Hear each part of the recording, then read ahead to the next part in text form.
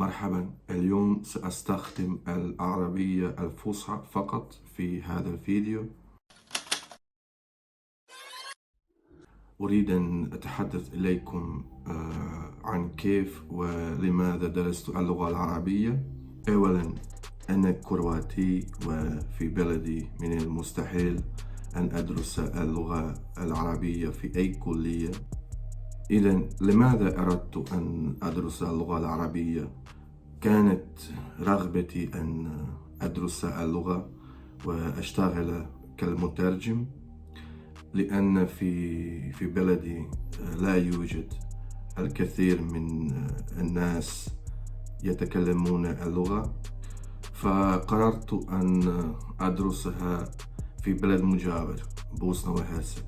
وكنت أدرس اللغة العربية وآدابها في كلية الفلسفة لمدة 3 سنوات.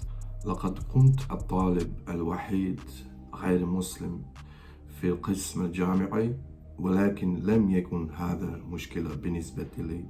للأسف الشديد لم أنهي دراستي لأسباب متنوعة، ولكن ما زلت مهتما باللغة العربية. درست لغات كثيرة في حياتي، ويجب أن أقول أن اللغة العربية أصعب لغة التي درستها، ولكن في الواقع اللغة العربية هي لغة منطقية جدا عندما تتعلم كل مع.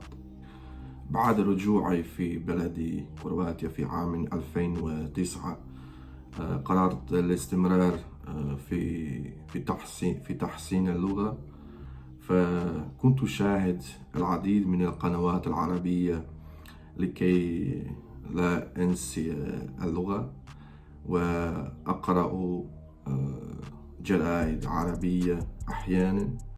أتذكر جيدا اليوم الأول عندما بدأت من دراسة العربية في الكلية، ولم أكن أعرف حتى الحروف العربية بالكامل، وكان كل شيء صعبا جدا، بدءا من النطق وخصوصا النحو. إنه كان تحديا كبيرا. خلال كل هذا الوقت كان تقدمي واضحا، وهدفي كان إنهاء دراستي. هذا هي قصتي عن اللغة العربية. إذا كان لديكم أي سؤال أو تعليق لا تترددوا في كتابتها في قسم التعليقات. مع السلامة.